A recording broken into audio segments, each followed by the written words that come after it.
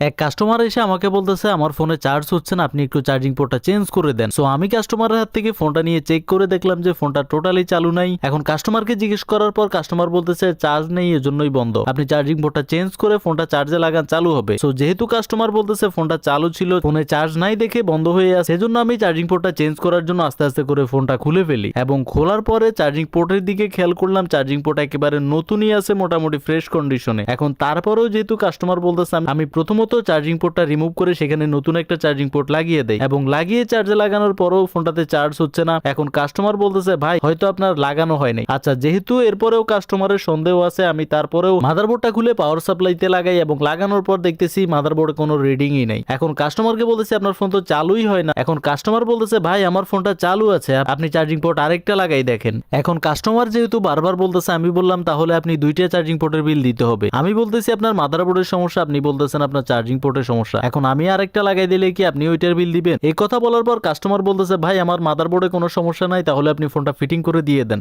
আমিও সুন্দরভাবে charging পোর্টটা remove করে ওনার পুরোনোটা লাগিয়ে সুন্দরভাবে ফিটিং করে ওনাকে দিয়ে দেই, কারণ এরকম অবুঝ কাস্টমারের কাজ না করাই ভালো।